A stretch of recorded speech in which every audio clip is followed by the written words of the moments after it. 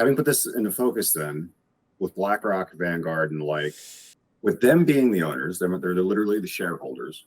Mm-hmm. Mm-hmm. Is it their fault? We have to try and figure that out. I mean, really, it feels like there needs to be an investigation. Who made the policy?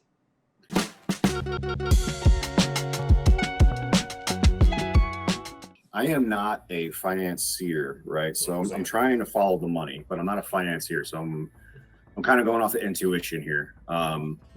If we follow the money, it goes back to a group of investors at places like JP Morgan Chase, I don't need to say BlackRock a 37th time. Like I'm probably approaching a list at this point. And I certainly don't want the Employable Life podcast to become the BlackRock podcast. It's all their fault. it just keeps coming back to them. It's like a magnet. But if it goes, it does though, right? Because you follow the money. You follow the money. You hear us all the time. You follow the money. Well, it's never been easier to follow the fucking money. We have Google right here. So what I'm thinking is, United Healthcare is notorious to the point of people protesting outside of the Minnetonka, Minnesota headquarters. Notorious for not paying out, and that sucks for the doctors too. By the way, that doesn't just suck for you, because the doctors are the ones not getting paid. Now it's you that has to pay the doctor.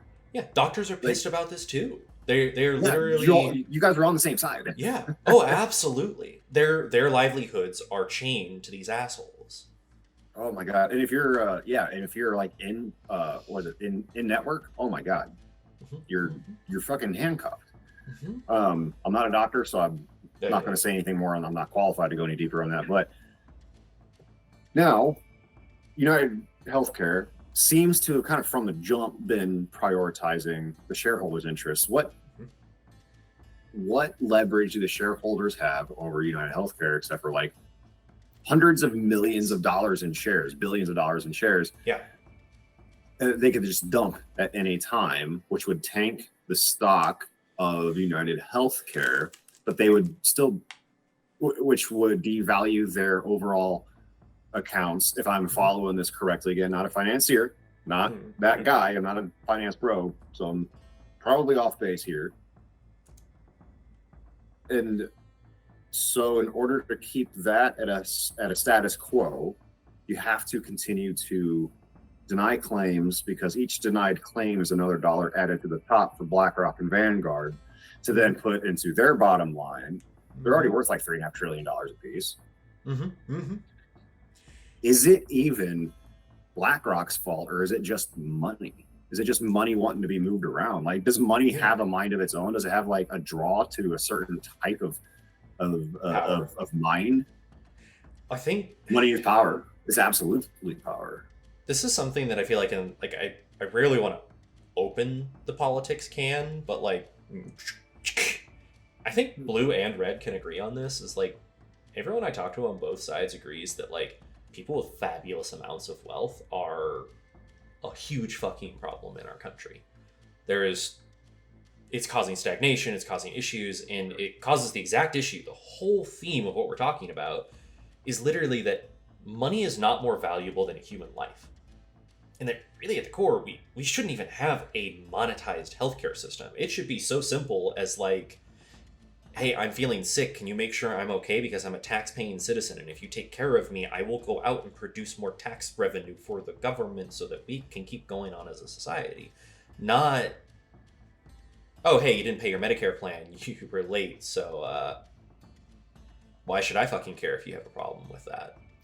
Like, it's dark. And then trying to track the responsibility. Like, is it like to your point here, like who's at it, what level? Is it consciously? Are there board meetings where people are sitting here talking about it? Was this CEO getting pressured to drive that up? Was he being encouraged perhaps by his payments? If you hit a certain goal, you get this much, you save the company this much, we give you a bunch of money more, all the bonus structures. And if so, like at what point do we step in and say like, you cannot have structures like this that encourage treating humans like they're not human? There's something very faint here. it's like I'm accountability. just trying, like, is it like human nature tends to be tribal? It tends to want to help. So why is it that the most selfish, the most narcissistic of us, typically CEOs, often rise to the top? It's because they know how to manipulate people with emotion. People with emotions are easily manipulated, but so are ambitious people. Is it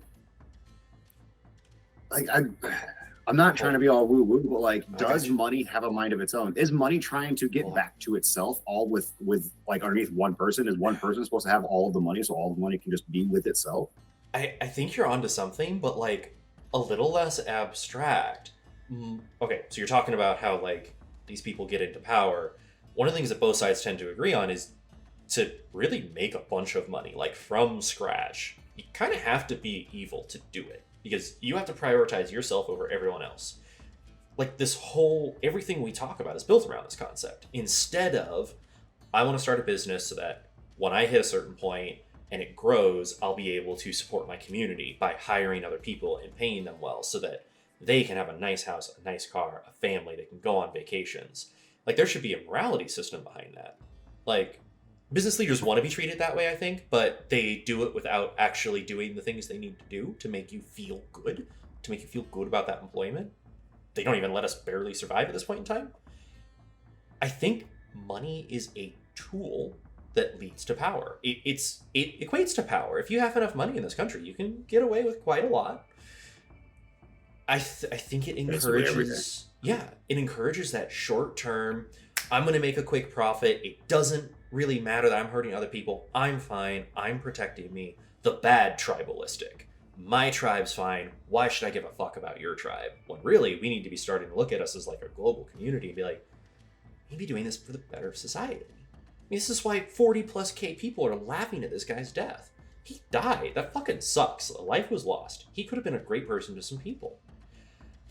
But at the end of the day, he was at the head of so many horrible things. People are like, why should we care? And also the CEO class as a whole has done so many horrible things in the past few years. In general, but really in the past few years. Why should people care? They get consequences.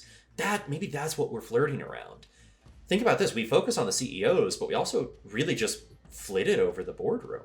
How much pressure are they applying? How responsible are they in these situations? And how removed from responsibility have they been historically?